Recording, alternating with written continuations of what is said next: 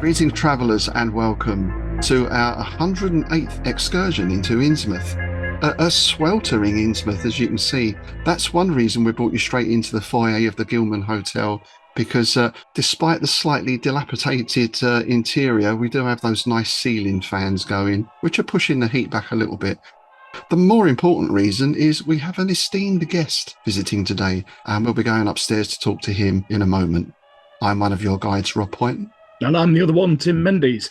Yes, today we're going to be joined all the way from Texas by James H Longmore. So we're going to be going up the stairs in a moment. And yeah, it's nice and cool in here. Part of that I put down to the moisture that's coming down the walls. I'm not sure where it's coming from. It's a bit disturbing. Smells a bit fishy. It's exuding, isn't it? I think is the word. It's almost like the walls are sweating. But yeah, I wouldn't. No, don't touch the wallpaper, sir. That's not a good idea. Definitely don't lick it.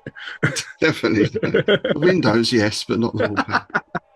Anyway, I hear, sir, that you have a new book coming out soon. Indeed, yeah. In fact, it's out today, I believe, when this episode goes live.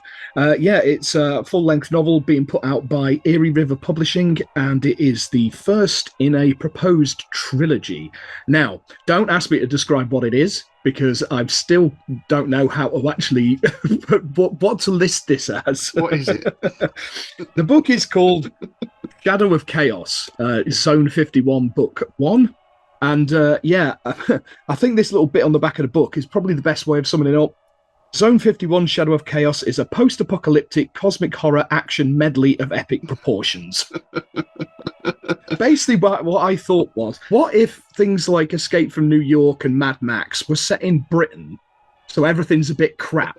So it's all like tractors and lawnmowers and mopeds. Shopping trolleys and... Yeah, and shopping trolleys. And then there was Eldritch Abominations.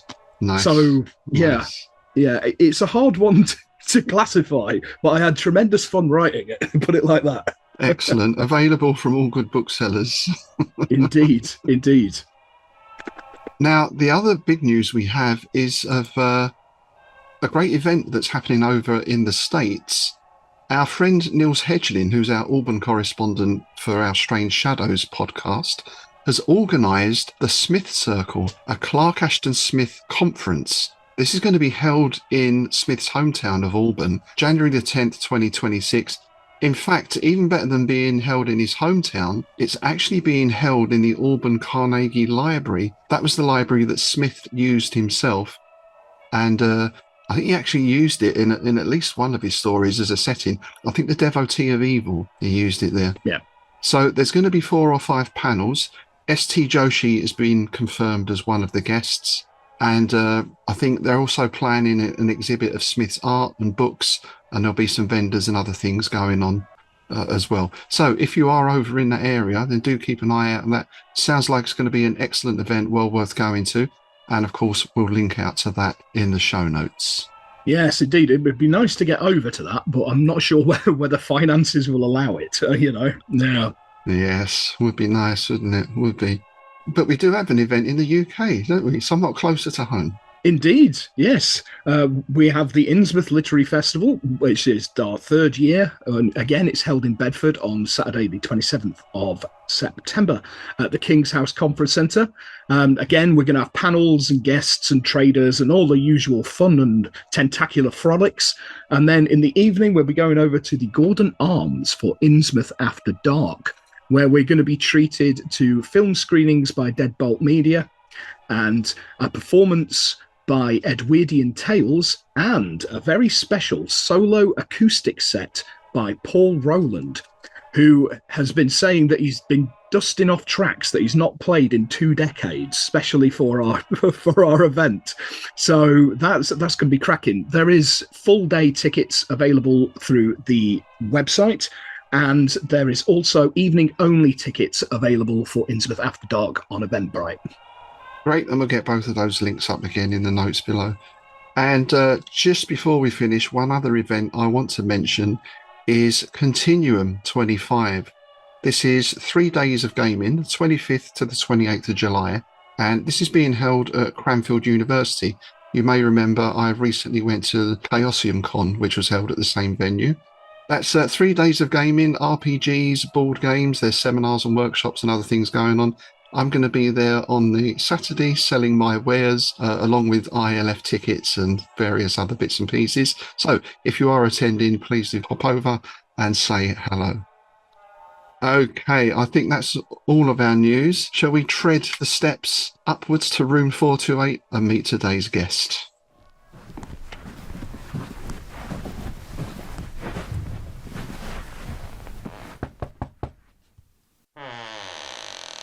Here we are, and we give a big Innsmouth welcome to James H Longmore. Hey James, how are you doing? Hey guys, hey, I'm good. How are you? Obviously, you can tell. You know, I'm from Houston. So you can tell from the accent, proper Texas accent going on here. So, howdy y'all.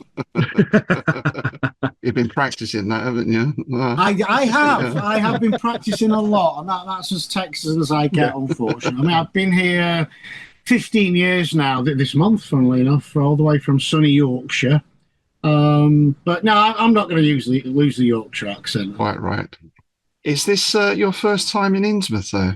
It is, yes, absolutely. Yes. I'm excited. A bit early in the morning for me to be sociable, so if I'm a bit more grumpy than usual, I apologise. Oh, that's all right. We do grumpy. We're all right with grumpy, so... Well, it's the British way, isn't it? You know, we moan about the weather, and we're grumpy, and you know, obviously you guys are from the south, so that's the posh. Oh. I hear tell York since I left Yorkshire now has, you know, indoor toilets and lavatory paper, so that's progress there, which is great. I think they've got electricity now as well. I think really, wow, yeah. Wow, that is exciting. Well, good for them. That's what I say. So perhaps we could start with that then. Tell us something about your background, and then in particular how you got into weird fiction and horror fiction first of all. Oh wow, okay, my background. Obviously, yeah, I'm from England originally. I grew up in Yorkshire. I mean, always had a love of, you know, horror and dark things and what have you. I mean, you know, much to my parents' chagrin. You know, my background, I obviously did school, studied zoology at university, at Leeds University, again, stuck to Yorkshire. Got into a career in sales and marketing. So I'm still not sure how that happened. I kind of drifted into that. I worked for the likes of Toyota and Duracell and, you know, some of the big companies. Hated every minute of it. You know, all I ever wanted to do was write. You know, as a kid, I remember in infant school, you know, everybody's, again, this is showing my age now, the moon landings, and I actually remember watching that on the TV. Oh, yeah. And all the kids, I want to be astronauts, or they want to be policemen or firemen or whatever. And I want to write books, and that's all I ever wanted to do. Because life happens, and careers, and blah-de-blah. And it wasn't really until I moved. I mean, I always dabbled. I wrote some pretty god-awful stuff over the years. I dabbled in stand-up comedy for a while. Oh, right. But I came over here, and because we kind of did it the wrong way around. We moved because my second wife is from here. We met in England and we moved over here. So we kind of moved over and then applied for the green card and everything. So for quite some time, I couldn't work. So, you know, I raised the kids and I started on my writing career. And that really from there, you know, I managed. I got a couple of books published with some independent horror publishers. Again, by accident, sort of drifted into starting my own publishing company. I mean, I'm not boring you with the whole details, but it was from, you know, like Phoenix, like from the ashes of a defunct publishing company that published one of my first novels. Right. And it was actually who's now my business partner. She practically bullied me into starting Hellbound Books, and that was about 9 years ago now. And we started off with 5 books, 2 of which were mine, just to make the numbers up. There was a couple from David Owain Hughes, a great Welsh writer who is still with us, God bless him. And a guy called Carlos Colon did again a Hispanic vampire, a great vampire novel, and that's what started us off. And we worked up from there. We've now got over 200 titles. ebooks, paperbacks, hardbacks, audio book, you name it. Yeah. Yeah. So, and obviously I've written some more stuff in the meantime. My day job, I guess, is as a ghostwriter. Right. So I get paid to write books for other people, not just horror. I mean, I write. In fact, I very rarely get to write horror. Yeah. You know, there's biographies and thrillers and romance, and one of my favourites was a young adult Church of the Latter-day Saints novel. Blimey. The mind boggles. Bit of romance. I mean, you were saying about your book, Tim. You know, a bit of something for everyone. But because it was young adult, because it was Church of Latter-day Saints, it was romance. They couldn't even hold hands. In fact, such are the Mormons that they could not even be in the same room together without a chaperone. Right. So there was obviously clear there was no nipples involved at all, which was great. It was all very chaste, which was all very nice, you know. But I had fun. I learned a lot about the Mormons, which was interesting. I mean, I like it's one of the best things about doing the ghostwriting is the research. So I have to do a lot of research to get into. I did a great financial thriller a few years ago, and I learned all about stock market manipulation, money laundering, fraud, you name it. I'd be surprised what I know about all that now. So yeah, that pretty much brings us up to date. Here I am, obviously as an author, and as the owner of Hellbound Books, which is now one of the big names in independent horror publishing. Interestingly, you mentioned that there was about 200 titles. I'm in 4 of them. Yeah, you are. Yeah, I'm in 4 Hellbound Books. I'm in Crime Pays, Bloody Good Horror, Toilet Zone, Royal Flush, and Toilet Zone number 2. There you go. Yeah. There you go. Yeah. I mean, I must admit that the Toilet Zones are my favourite anthologies. I mean, and again, I no word of a lie, I sat down and I actually did the maths on it. I researched the average length of time somebody spends on a sit-down visit to the lavatory. Wow. Right. And then I worked out the average reading speed, and so the sweet spot. So the idea was that each story. I mean, Tim, you read the brief. But between 4,000 and 5,000 words is the sweet spot. So somebody could read one short story per sit-down visit, and again, obviously, there's a title. The great artist Kevin Hart, who designed it, again, a homage to the Twilight Zone. And people love it. I mean, it's when we go to the conventions and book fairs and that, people absolutely love it. I mean, it's like it just catches the eye straight away. And then there's the theory behind the whole thing. It's about, again, I mean, you're an author yourself. It's about standing out in the marketplace. Yeah, absolutely. Yeah. They're definitely eye-catching. A lot. That's one thing. When I saw the brief, I saw the cover design for the first one, and I was like, "Oh, I want to be in one of them because that's a good-looking book. I want to be in one of them."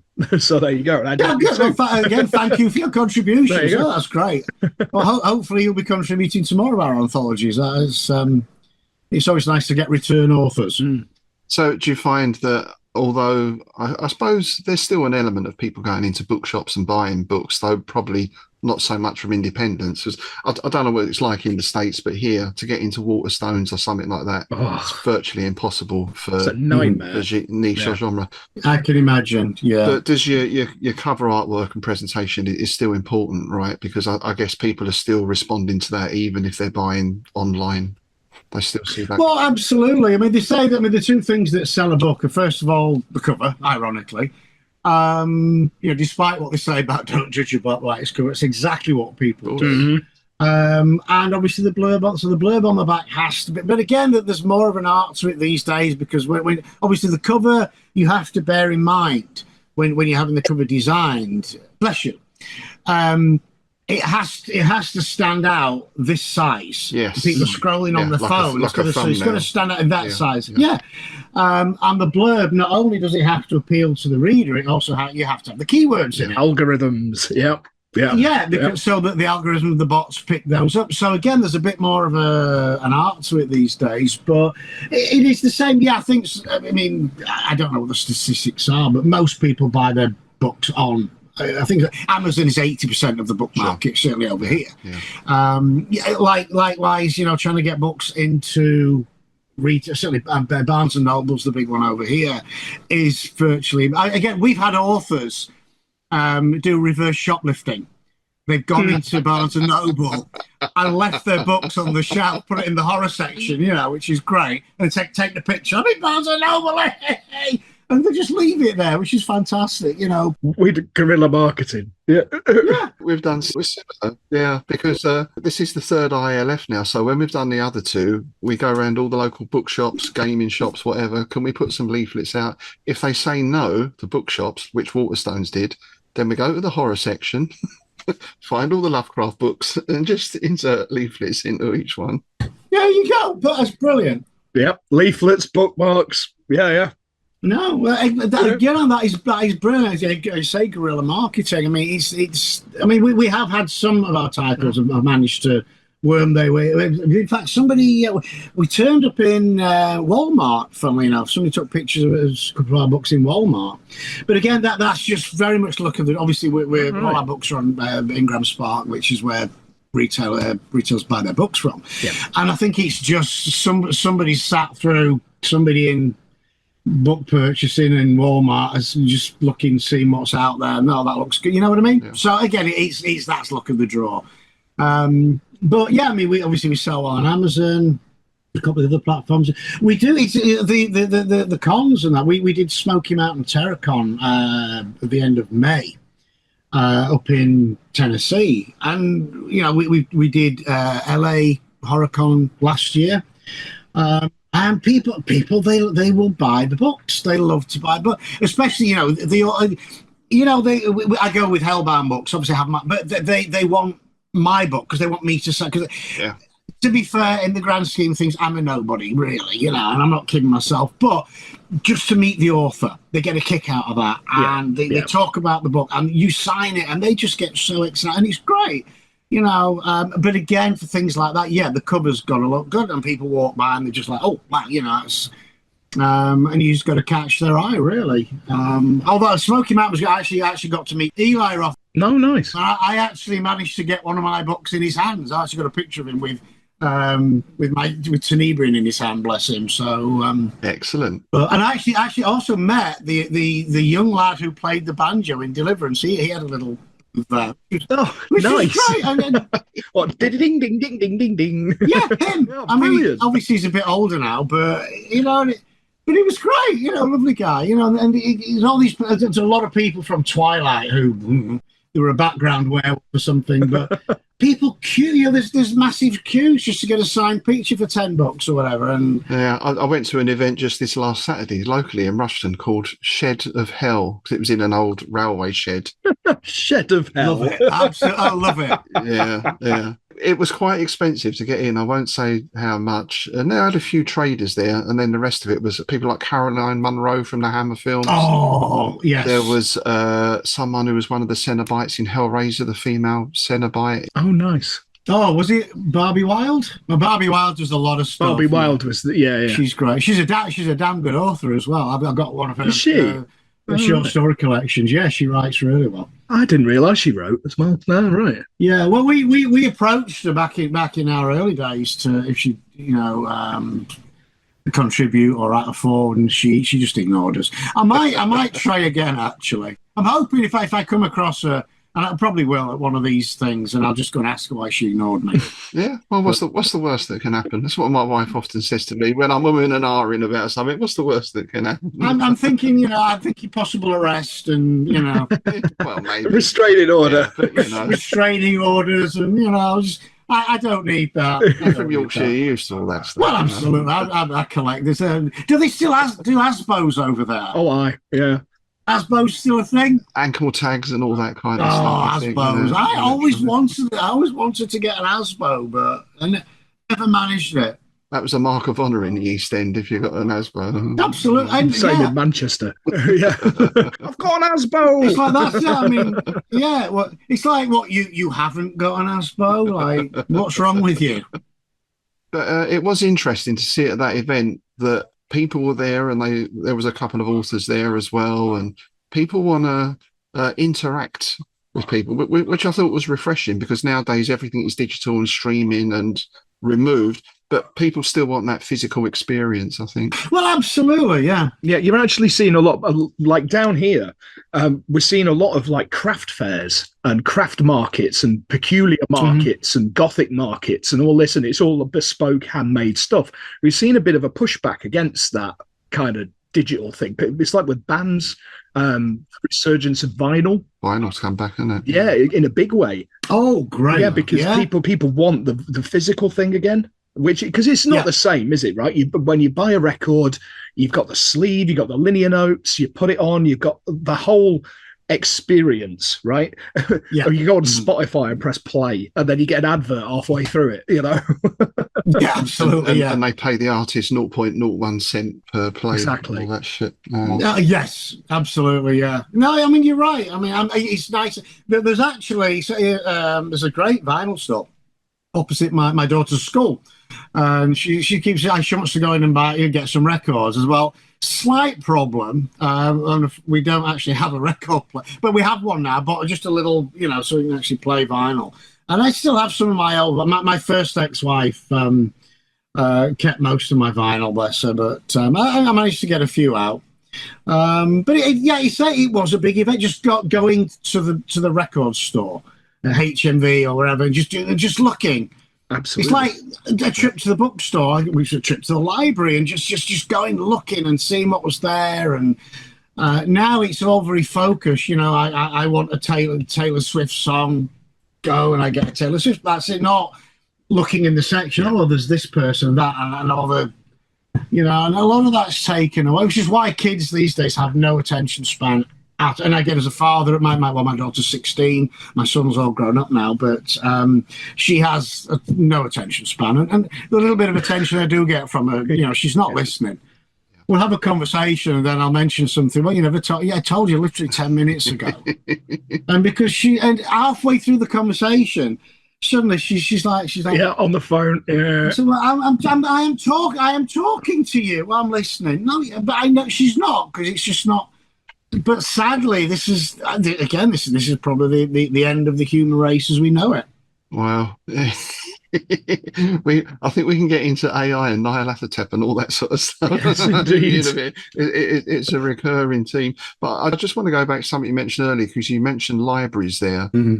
And for me, it's interesting. We said in Auburn, that was a Carnegie library that Smith went to. And I had a similar experience in East London, in Manor Park, of going to a Carnegie library there when I was a kid to get all these books. So I think that's certainly a great thing in England, and presumably you had the same local library, which was just a whole world of stuff. Oh, absolutely, yeah. Well, I was a member of two libraries, which was great. But my favourite, I think, was Stainforth Library, because I'm originally from Stainforth, which is a mining town, part of Doncaster. And yeah, it was a big event. Every 2 weeks, my dad would take me and my sister to the library, and we would pick out our, 4 or 5 books.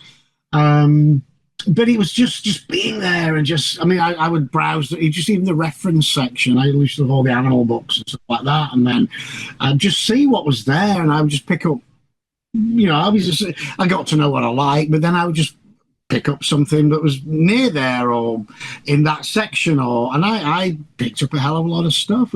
I guess that's where my love of reading and books came from. This is a world that I really wanted to be part of. Yeah, but we were quite lucky. We had the big one down in town, but then we actually had a small one on the estate that I grew up in. Mm-hmm. So that was great, because if you went up to the one on the estate, and if they didn't have something, they'd get it brought over from the big one. Yes, yeah. You could order them. You could order a book. I want to read this, and give it a couple. Then you get a little card in the post, say it's in, and it was great. It was great. Yeah. And in terms of early influence, I'm guessing we're of a sort of similar vintage. So I'm thinking sort of 70s paperbacks, James Herbert, Guy Innsmouth, that kind of thing, which we devoured as teenagers. Oh, absolutely. Well, James Herbert's The Rats was my first adult, first grown, because I used to read all that, the monsters books, all the as a kid, all the kids stuff. Yeah. But Herbert is actually a kid a year above us. I was in the second year of middle school. A kid brought it. Darryl Nagg's his name was. I don't know if he's still around, but he brought The Rats in, and I borrowed that off him. Devoured it in a couple of days tops. I had to hide it from my mum because if she'd have found it, there'd have been trouble. And it just had such a profound effect because it was visceral. It was sexy. It was just brutal. Just the writing, the style. Again, I managed to get myself an early edition of it. And it's not often I read. I think that and The Exorcist are the only books I've ever read more than once in my life. And I read again quite recently. I managed to get a copy on eBay and I reread it.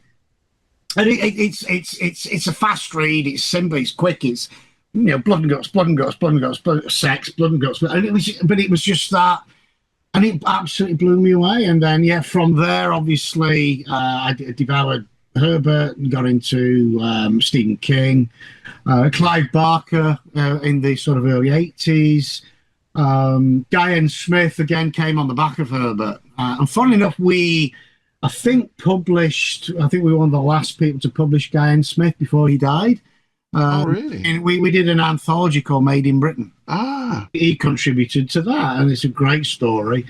Again, Guy N. Smith, he did obviously all the crabs, and then again he followed it as James Herbert went into sort of more, I suppose, literary work and more spiritual and ghosts and that sort more psychological kind of horror and stuff. Exactly, yeah. Guy N. Smith was stuck with the blood and guts and what have you, which was terrific. Slime Beast. Slime Beast is a personal favourite of ours. So that is, well, Sean Hudson, he did Slugs, which have got to be the least terrifying creature ever. Slugs, it's like, the slug's coming for me.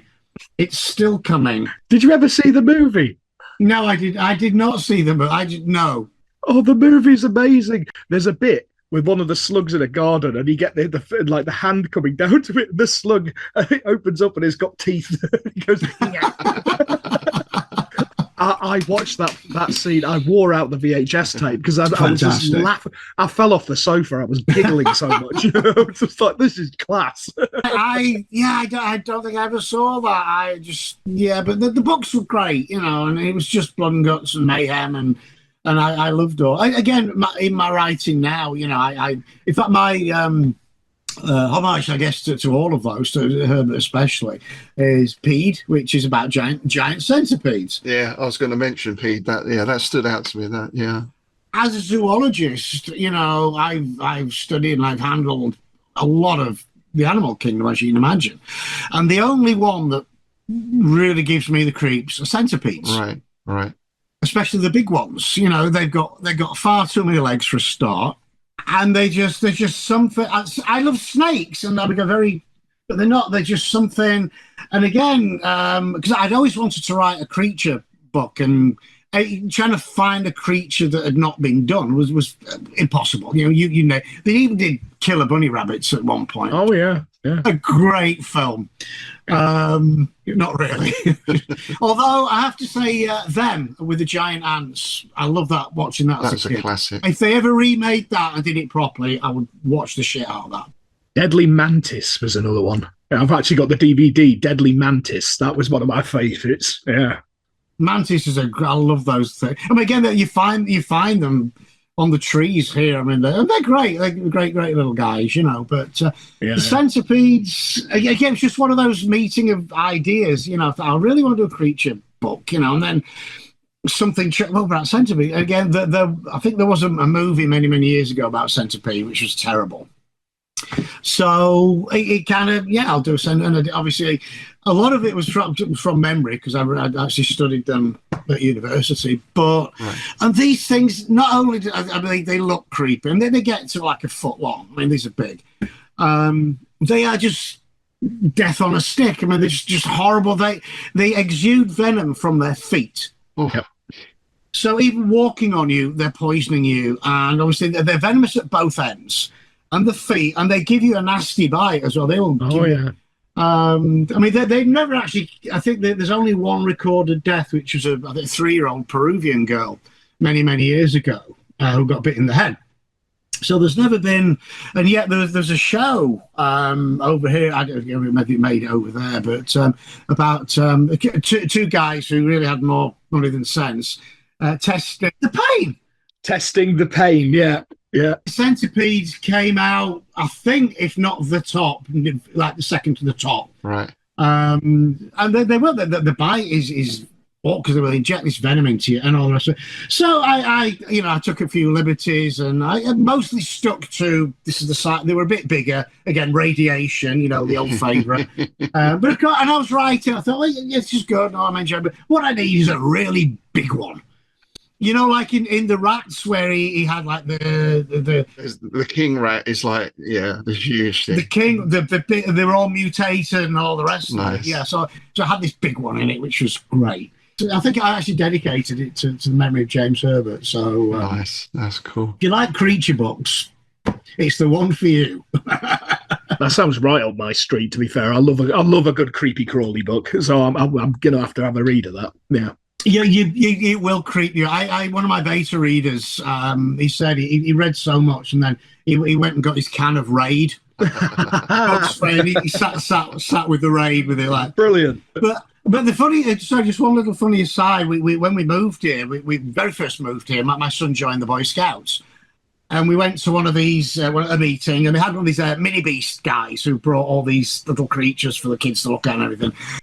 And in one of these things, there's this centipede, and it's like, right, okay. And then I read the label, Texas Giant Centipede. What?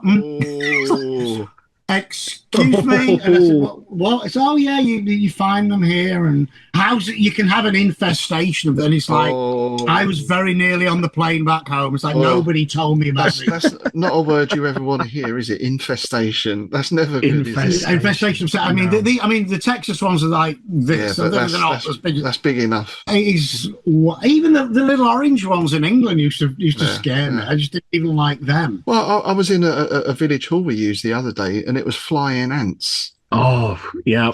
And literally, I mean, a swarm of them, about 3 foot square on the floor. Then they were going up the glass door and across. By the time we'd finished, they'd spread halfway across the pane of glass. We were waiting for them to spell out a word. Yes. Yeah. Help me. Yeah. They're tiny little things, but en masse like that, there's something really. But you do realise that what you witnessed there was an ant orgy. Indeed. Because they swarm, and the winged ones are the new kings and queens, right. And they fly and they mate, and then the kings die and the queens pootle off, get rid of the wings, and start new ant colonies. So yeah, you witnessed an ant orgy. Ant rumpy. Ant rumpy. Yeah. If that had been here, it would have had a blanket thrown over it and censored. Cover your eyes, Maud. Cover your eyes. Yeah. Just going back to that James Herbert thing for a moment, because we had that. I remember the rats went round the whole class. That was the only time I can remember that happening. Yeah. Mm-hmm. Do you think was he the first or one of the first to almost create that genre? Because I remember as a kid reading, there was Frankenstein and those sort of books, and Dennis Wheatley. I remember reading Haunting of Toby Jug because the cover was terrifying. Yeah, Dennis Wheatley. Yeah. They were all about chaps, weren't they? Chaps in tweed. Indeed. Whereas James Herbert's in a council estate in wherever it was, Well, he grew up in either East End of London, I think. Yeah, he was. Yeah, he said he based it around the bomb sites. Yeah. He grew up around the bombs, the post-war bomb sites in London. So that, and obviously said there was swarming with rats there, which is where he got the idea from. I think James Herbert. Yeah, I mean, I think he's often lauded as the father of splatterpunk.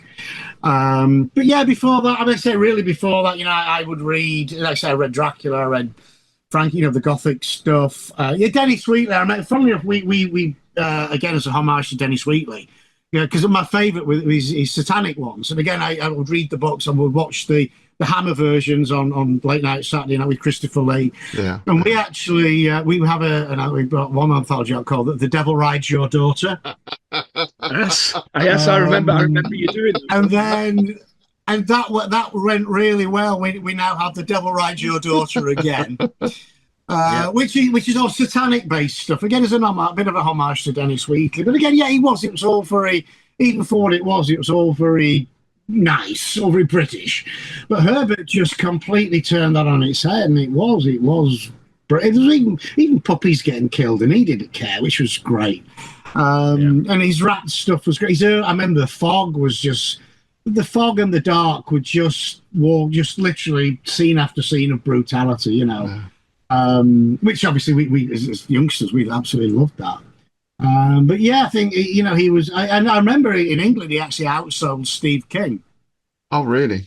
Really? Which was brilliant, good for him. But and a lot some of his later stuff as well was good. I'm not a big ghost story person, really. I'm like a nice one, but I like the blood and guts and I like demons and devils and creatures and all that sort of thing. Survivor was very good. That was a very scary book. Survivor was excellent. Even the movie wasn't. I remember the movie with Robert Powell. I missed that one. That's not bad, actually. It was not too bad. Yeah. Well, in fact, there was one I watched quite recently, and I can't remember. It was actually, and I didn't know till I read the credits. I'm with these people actually read the credits at the end of the movie, and it was based on Shrine. And it was about a girl who suddenly was got these powers, God given powers, and she got this big following, all the rest of it. And it turned out she'd been possessed by a spirit of a witch. So it all turned out she was all part of some nefarious witchy plan. Again, Shrine, brilliant story, And I'm just trying to think one of his, The Spear. Yeah. Yes. Yeah. Spear of Destiny and all that. The Spear was, again, a great one, It's, Yeah, but and again, I didn't find out he died until much later on. Obviously, I've been over here a while, and it's funny if actually dealing with. I'm actually co-writing a book with Joe Pasquale. I saw his name on your site because you do a podcast as well, right? Was that right? Yes, we had Joe on the podcast. We're having a bit of a break from it at the moment because the platform that we were broadcasting on closed. Right. So we're just having a bit of a break for now. But yeah, Joe, we published his short story collection of Mice and Wolfmen. Nice. Which was great. Joe, again, when I was approached, I thought, this is Joe. I mean, I love the guy as a comic. He's great. He's very, very funny. Yeah. But he writes horror incredibly. He has some very, very dark ideas. I never knew that. No, I didn't. And he writes very well. And I said, I worked on this, and I said, hey, Joe, have you thought of doing it? So basically browbeating me to co-writing this novel. And it's a vampire novel based in Whitby. We're, sort of back and forth thing between him touring and my commitments. Well, that's something that we often talk about is this link between comedy and horror because, Lovecraft often has this reputation of being very serious, but there's more humour going on than people think. Mm-hmm. And certainly amongst the Lovecraft circle, the correspondence. But I think in horror in general, there's a lot more comedy than people might imagine. They seem to be quite closely linked in a lot of ways. Yeah, it's something I've always done because it's a great counterpoint. It's because you catch the reader off guard. That's my sort of ethos behind it. If you've got them sort of going, oh, this is ridiculous, and then suddenly death, blood, guts, gore. Well, that's it. You give them a bit of a laugh before you deliver the scare, and it just makes the scare 10 times more effective. And as well, again, having done, you do this, you speak to a lot of authors and you get to know a lot of people in the horror community. And, with the odd exception, I'm not going to get into the drama on your show, guys, but you know who I'm talking about. On the whole, we are a great bunch of people. And I'm kind of on the half-arsed on the dating scene at the moment. And I've actually had, potential dates actually, block me or turn me down flat because of what I do, because they think I'm a murdering sociopath or I'm just a dark and nasty person. Well, I think we're nice people because we get it all out. It's all, absolutely. All those dark stuff, and it's all out. So, but yeah, you're right. I mean, I think there's a big cross. I mean, you read Stephen King, even Herbert. You read Herbert again with all the blood we got. There's that humour in there. There's that dark humour in there. Yeah. And I think without that, I once watched a movie a few years ago. It was research for something. I can't remember what now. And it was like they'd taken this movie and then just literally gone through the whole 2-hour movie and pulled out every grain of humour, and it was just unrelenting. It was some sort of doomed romance thing, and it was just so depressing. But even the most depressing movies like Sunshine of the Spotless Mind or whatever, the drug one or whatever. Again, there's humour in there. There's humour everywhere, and I think that's part of life. I think as writers, we need to make sure we do reflect that. I think if we took the humour out, I think the books would just fall flat, to be honest. It sort of becomes like a sort of torture porn then, doesn't it, or something like that? You get into that, and there are some films like that. I think just how much gore can we show, and what's the most horrible thing we can show, and well, yeah, everybody goes crazy for the Serbian film. That was terrible. It was an awful film. It was like let's set out and let's just do the most offensive things we can. There was very little story. No humour. It was just awful. I mean, for me, I guess one of the defining horror comedy moments is in Jaws, where he say you should try shoveling this shit, and the shark appears. Yeah. Wow. And I remember being at the cinema, and I think a little bit of We came out. It was just everybody. You got that reaction, and Spielberg, and there was a couple of moments like that Spielberg played beautifully. Again, just that mix of humour with terror always works. Absolutely, you can't go wrong with it. Because the guy turns around and says, "Right, you're going to need a bigger boat." Yeah. Just has a great line. Yeah. Apparently, Roy Scheider, that was an ad lib. That was not in the script. Really? Yes. Yeah, he actually ad libbed that. Brilliant. And it's such an iconic line now. Yeah, well, it's like all them movies, all them classics you mentioned. You think of pretty much any of them, they all have at least one comedy death. Where somebody gets snapped by the shark like out of nowhere, and then the shoes are left on the pier, sort of thing. There's always one comedy death. Absolutely, yeah. Again, I mean, there's some movies that I just watched the recent Final Destination. Again, they're all comedy deaths. And they're great. They're so it's like I like the Saw movies. I mean, there's no story, obviously, but they're just so inventive and so clever. And then they are funny. I mean, they're so ridiculous, but fun. I like to think that Dr. Phibes started that trend. Yes, it's one of my favourite films, the ridiculous deaths. Yeah. Oh, mate, do you guys ever see? I forget. It had a couple of names, but I think when I watched it was called Death by Shakespeare. Oh, Theatre of Blood. Theatre of Blood. Oh, Theatre of Blood. Yeah. I remember it was Arthur Lowe, because obviously he was Mannering in Dad's Army, and he was in. It was like, that was bizarre for me, seeing Captain Mannering in this horror movie. And I think he ended up just his head was cut off in the bed next to his wife, and she pulled the covers back and his head was there, and it was like, this is great. I grew up watching that because he used to be on late night on a Saturday. Oh yes. My mum and dad would go to bed. Sneak down in the night and watch him. Yeah, I did. No, they would leave. They would leave me. Just they would leave me, and it was funny because I just absolutely. They used to do like a double bill late on a Saturday night. Yeah, and it was funny. My mum always managed to need to come down for a glass of water right on the sex scene, because they always had a good sex scene.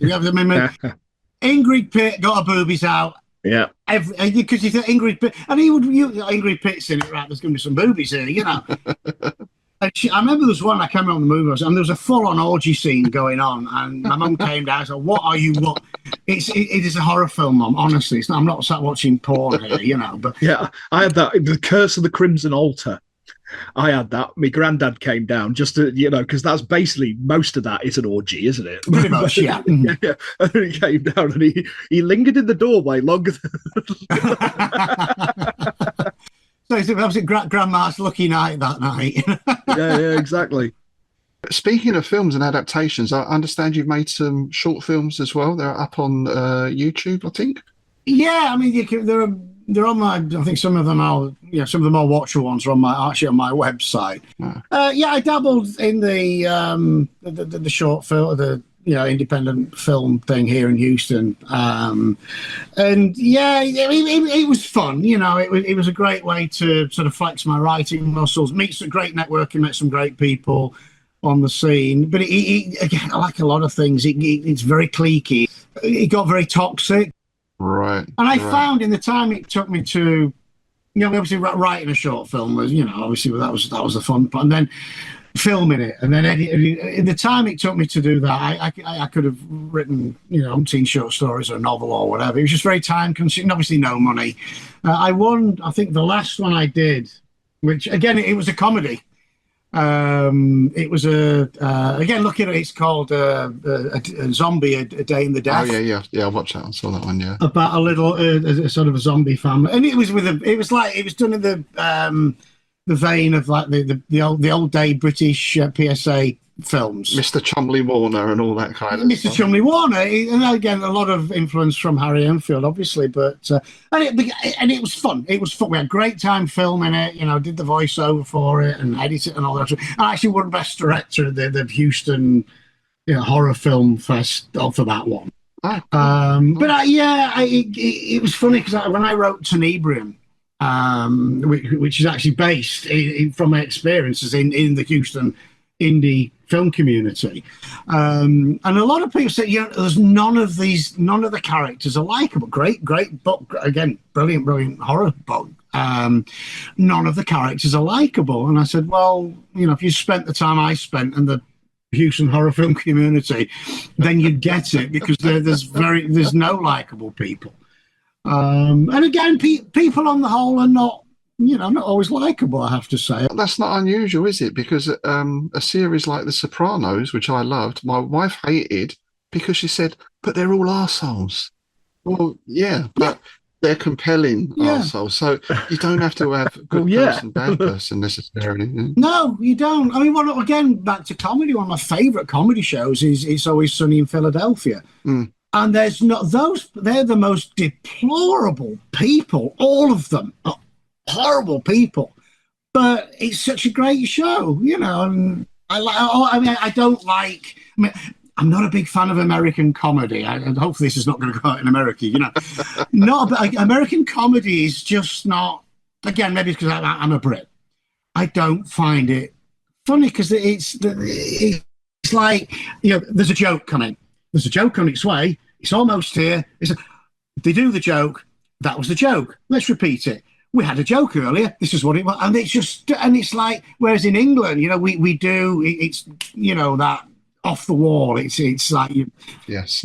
Again, I just picked up. I just got treated myself to BritBox, so I'm watching Red Dwarf and Blackadder and Bottom, and I would just watch the young ones. Hey. This is comedy. Brilliant. This is still Blackadder, and I've watched Blackadder a million times.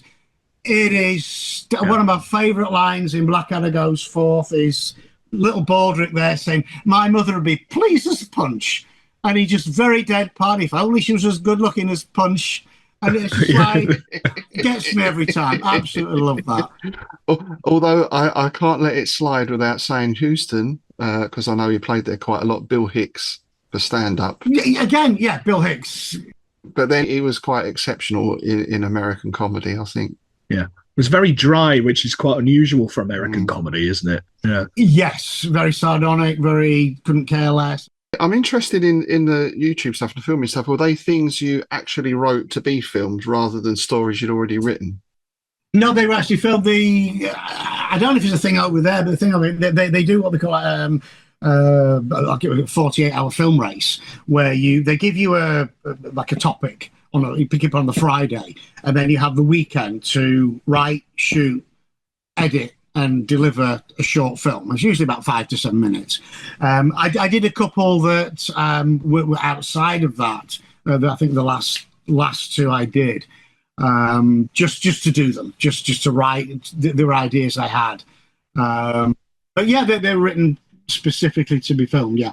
So is there quite a difference in approach? Because obviously, when you write a story, we could have an invasion by Martians and 50 spaceships coming. If you're filming that on an iPhone or on a budget of $5,000, you know. Yeah.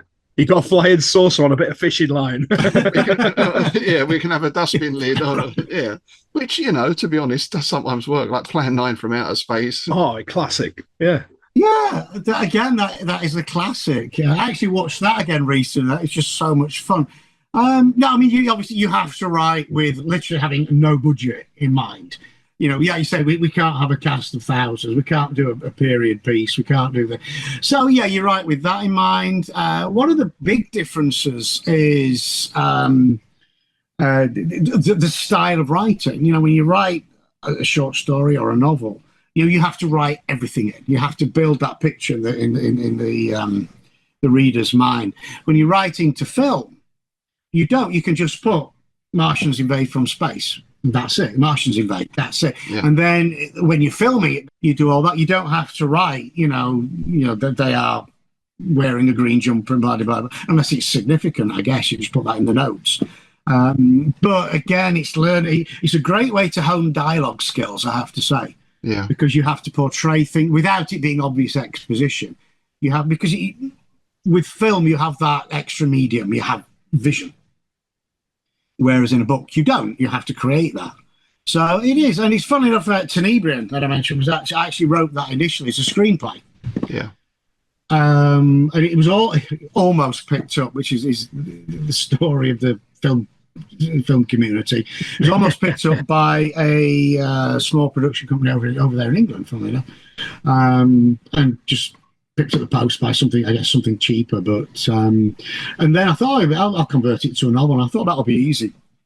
No, it was not easy. It was.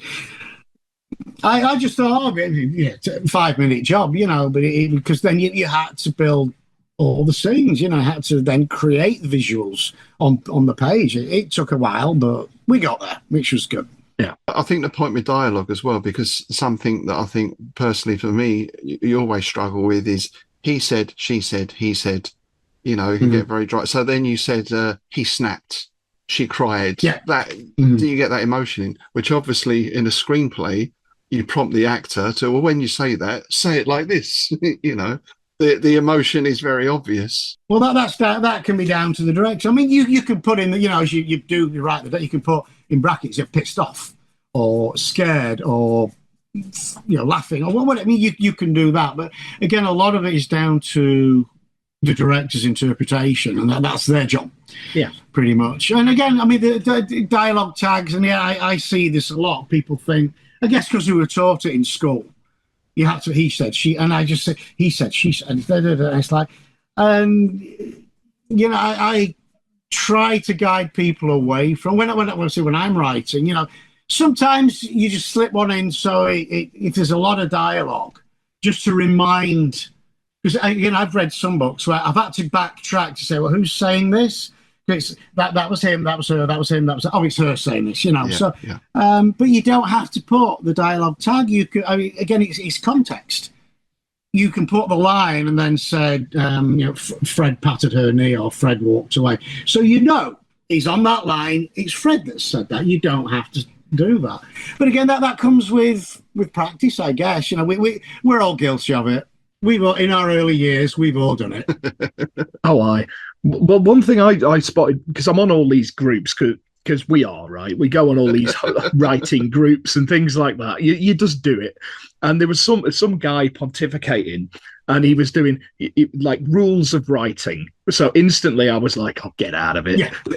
I did take the rule book and throw it in the bin. And he's saying about dialogue tags, only use he said, she said. So I commented, "You've obviously never heard an audio book then. It will drive you insane." Oh, and he blocked me. Yeah. Oh. No, there's nothing worse than listening to an audio book. It's like, Blah blah blah blah blah. He said. Blah blah blah blah blah. She said. Blah blah blah blah blah. He said. It's like, oh no, make it stop. Yeah. No, you're right. I mean, I can't remember who. It was somebody who's got a bit of a name, I never used it. And again, even Steve King, never used adverbs. Yes. Never ever used them. And yeah, he uses them. But again, I know you've read, obviously, I think we've all read his book on writing, and he say it's not, this is how you write. This is how I write, which is great, good for him. We put out a book, one of our few non-fiction titles, The Horror Writer, with a lot of good tips we've got Ramsey Campbell in there, and we've got Stephen Graham Jones, we've got some good names in there, again, with all their tips. But again, the idea, take from it what works for you. I would never say to somebody, you don't do that. I can advise, you don't need to put he said, she said, don't use adverbs too much. Don't rely on them. You can slip the odd one in, that's not a problem. But, this is what works for me. This is when I'm reading submissions for Hellbound, this is what I look for. If it's too stilted, or even, if the dialogue's just too, if it's not, sometimes I read dialogue that have they never had a conversation with another person. People don't speak like that. No. Unless they're some sort of android, maybe, or I don't know. Yeah. No, or from the posh end of Britain, Welcome to my house. Yes. RP. Yes. Welcome to my heist. Yeah. But again, Guy Ritchie, he writes. I guess he's taking a leaf out of Tarantino's playbook, and they both write dialogue incredibly well. Yeah.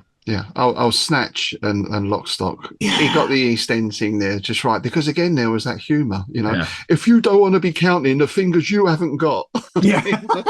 Brilliant line. My favourite scene of that is actually, you mentioned Red Dwarf earlier. It's Danny John Jules as the barman. And it's subtitled because he's just speaking in Cockney rhyme. Yeah. Because he's doing the rhyming slang. A glass of the most ping-pong tiddly in the nuclear sub. Yeah. Fits it into the bloke's bird's nest. Are you having a bubble? Yeah, it's absolutely brilliant.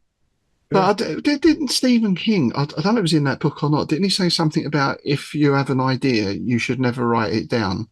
Because if it's a good idea, it will always come back again, which I am to think is a load of bollocks, personally. Well, when you get to our age, Robert, then you have to. If you don't write it down, gone. It's gone. I have to write my phone number down before someone says, "What's your phone number?" Oh, hang on a minute. No idea. I think one of Steve's best ideas is you write something, stick it in a drawer for 2, 3, 4 weeks, just forget about it, and then come back to it with fresh eyes.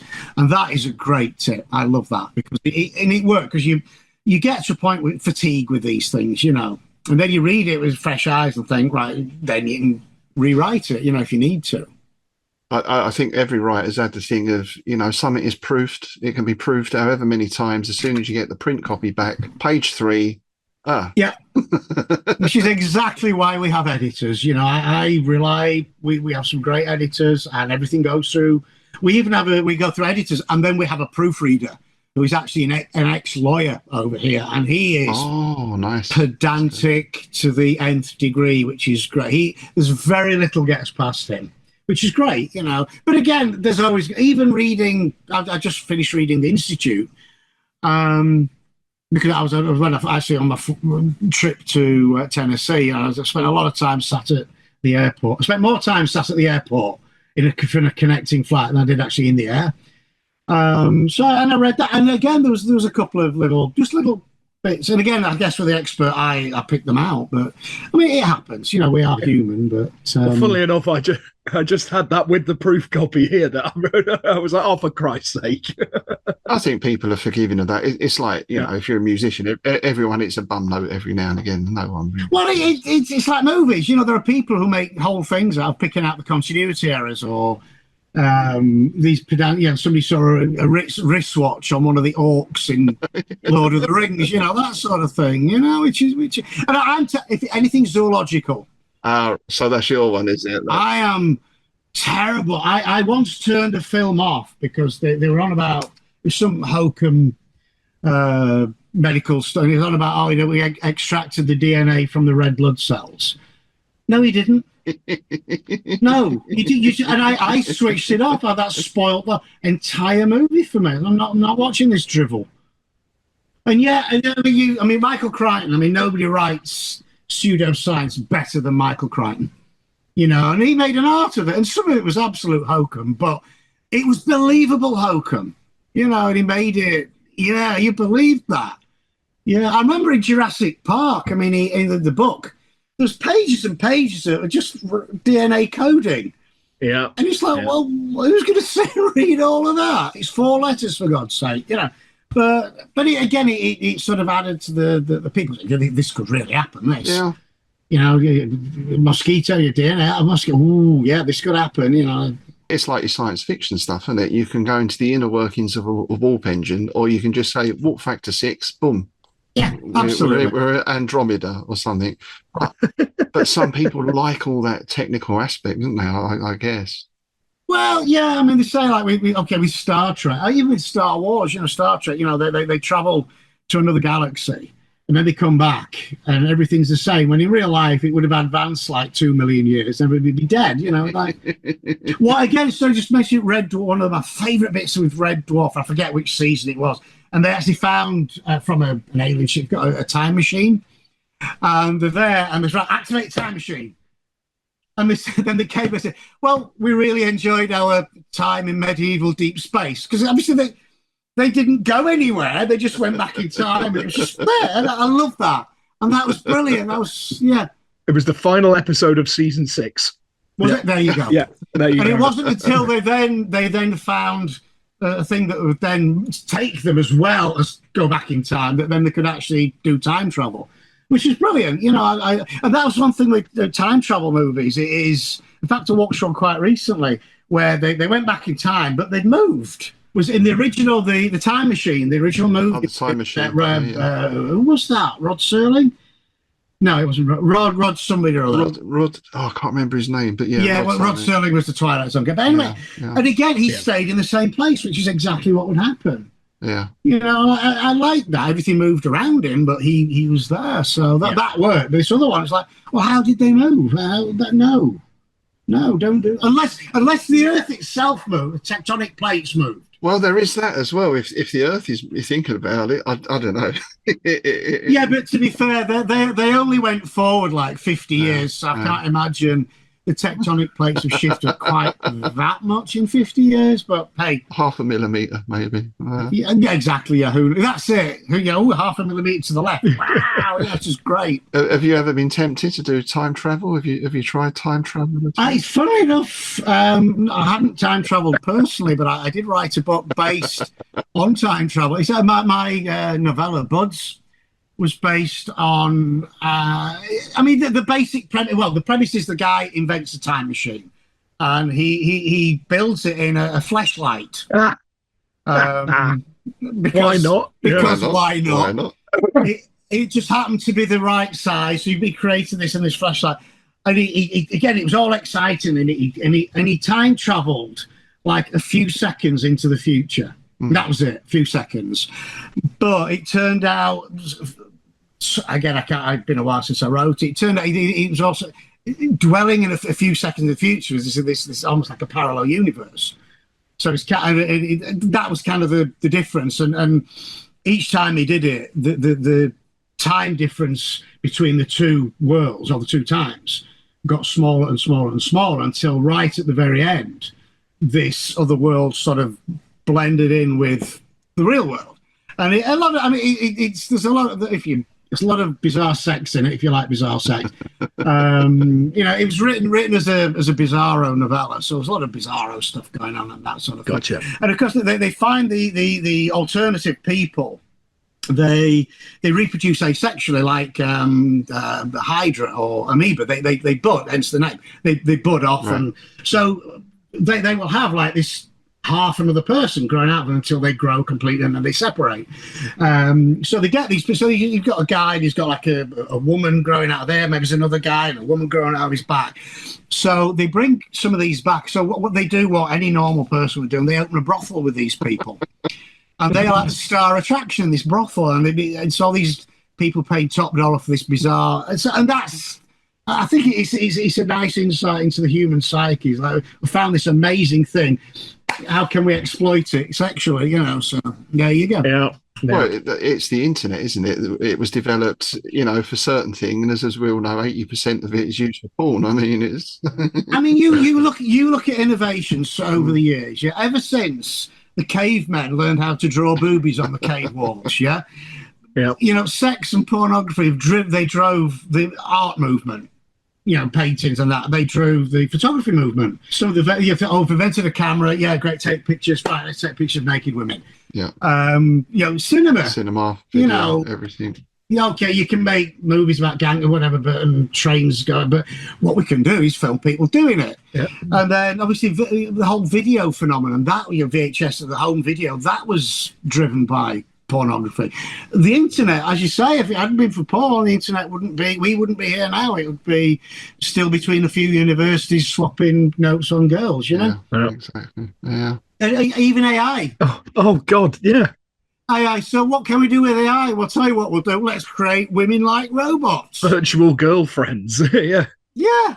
I saw an advert today for exactly that. Your new AI girlfriend. Yeah. Keeps popping up on YouTube. Yeah.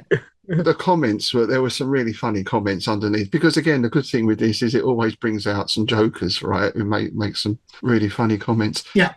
Well, how is that going to impact? I mean, it's already impacting the writing industry, the creative industries in general. Mm-hmm. What do you see are the upsides of that and the downsides of that? In 5 years' time, will we even need writers? We will always need writers, because at the end of the day, AI, it's a big hot potato in the whole writing industry, certainly in the horror. And there are people quite openly just hitting the button. And so I think the big problem is again, we'll pick on Amazon because that's where a lot of books are sold now. Amazon is going to be flooded with AI books. And, the very nature of the beast, they will improve as time goes on, to a point where it's going to be difficult to determine what's AI and what's real. It may put us out of business in so much as you just can't make enough money to make any sort of living. The hobbyists will always be around. Us with Hellbound Books, again, it's on the website. We will not accept anything AI. Even all our artwork, we have artists approach us, to do cover art. And the question, do you, I use AI a bit. Well, fine. No, we won't. And yet there are some people who don't know the difference between AI created art and digital created art. Yes. A lot of the artists use digital, but it's still art. Yeah. We get a lot of that. We actually have somebody, and again, I'm not going to name, I could name names, and he's somebody who's blacklisted as far as we're concerned now, said that 96% of Hellbound Books cover art is AI. Oh, yeah. We were that close to suing his sorry ass, but then did our research. He doesn't have any money, so there'd been no point. So there's no point. People say, that one was created digitally, and we know the artists, and they don't use, because again, AI is, and I've dabbled with AI just to see what it's about. You type in, this is what I want, and up you come. Somebody with 6 fingers, that's usually, or a third head, or there's always something stupid, But at least with an artist, you can say, well, can you just tweak this, and they just tweak it. So because of the way, if you ever want a real good laugh, guys, and it happened on our podcast a couple of years ago, get some AI read erotica. And it was a woman who somebody had put her book through an AI reader, and it is the funniest thing. It was supposed to be a hot and steep, and it was just this flat monotone. And it was funny. Obviously, it wasn't meant to be funny, but it was funny. So, in fact, Amazon has a thing now. You post your books, you can again click of a button, and it will do an AI reading of your book. All right. It'll create an audio book. Oh, I should so do that with them. I did a collaborative short story collection with Zoe Burgess Foreman, of basically Lovecraftian porn. Yeah, I am so going to get some of that read. do that. Do that. But again, all our audiobooks are narrated by real life human beings because, But yeah, I think you're right. I think as time marches on, maybe it's not. It's like certainly with my ghostwriting career, which is, I guess, this is my day job. I guess, people do. They dabble with AI for that. I mean, somebody, instead of paying me a shit ton of money to write the book, they think they can just put it into AI and it'll do that. But who knows? Who knows? Yes, it is. It is a strange thing, and we get it here because my wife, she's a graphic designer and artist as well. And that's AI. Well, she did that 6 years ago. I suppose it's a compliment in a way in that it looks good. Maybe I don't know. We had that with Beyond Desire because Zoe did all the art because she's an artist and it's very obviously she's got a distinct style. Very distinctive style. It's very obvious that isn't AI. Now the background that we used at the back, somebody goes, "Oh well, that's an AI image." So I had to dig out the pit because I got a piece of silk and shone a torch on it to get light, took a picture of it and then manipulated it to make it look like a space kind of wibbly wobbly thing. That's what you used. So I was just like, hang on a minute, pal. Here's the preliminary image. No, that's great. It's that level of creativity. But I think that the big bone of contention that is really sort of bubbling to the surface now is that the AI bots, or whatever you call them, are trained using existing artwork, existing literary work, and they just pull that as they want without permission. Now that is really starting to cause waves.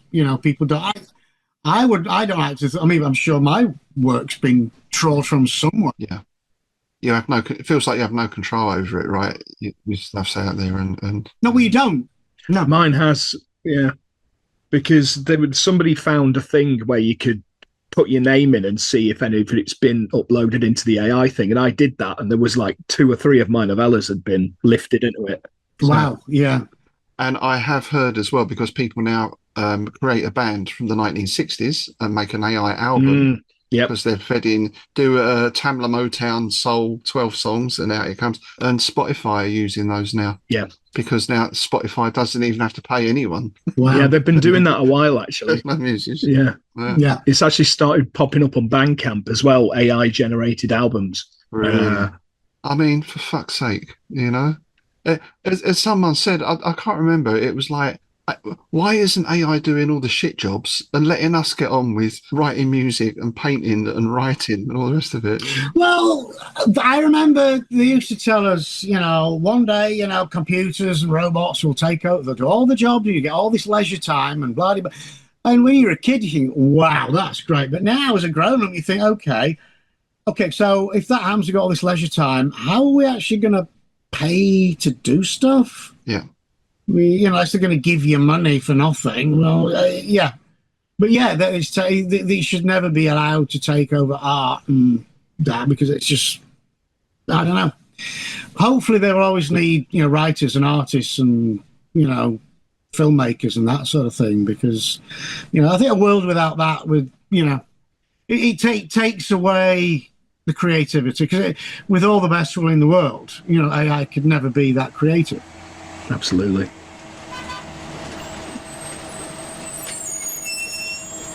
Okay, so I hear Mr. Sargent is pulling up in his bus outside, so it's time for us to leave Innsmouth.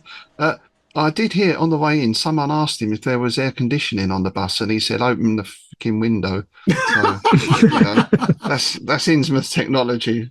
That's the British way, you just crack a window. Crack a window. Crack a window. One at the back, one at the front, it'll flow through. Let it blow through. That's the one. There you go. Simple physics, that is. It's alongside, sitting on Bridlington seafront, in the pouring rain, sitting in the car, eating your fish and chips out the newspaper. Oh, that's happy childhood memories, because it was like, we'd be on the way to Brid and it start raining, obviously, but we're halfway there. We're bloody going. Yeah. That's pretty well going now. We're halfway there. You can play on slots and have fish and chips in car, and that was That was a good day out, which was great. Here you go at the beach, and you get a sunstroke most of the time. Get attacked by a Texas giant centipedes. I mean, the beaches here. It's funny. I've got a great picture of my young daughter. She found a baby shark. Thankfully, Nice. it was dead. She takes a leaf out of my book. She picked this thing up, Wow. and it was probably about nearly 3 foot long. So this baby shark. Blimey. And it's like, is it dead? So I don't know. But it's something I never thought I would have to say to any of my children. Put the shark down, yeah. The shark down. Step away from the shark. Step away from the shark. We're going to need a bigger boat. Yeah, that's the one. So just to finish, 2 questions. One, do you have a favourite Lovecraft or Lovecraftian story?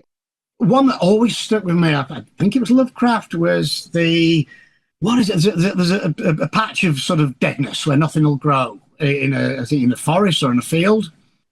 And each year it grows a little bit and a little bit. Is that a Lovecraft? Sounds like Colour Out of Space, possibly. The blasted heath. Yeah. It wasn't that it suddenly, took out, and it was just it leaves you with that.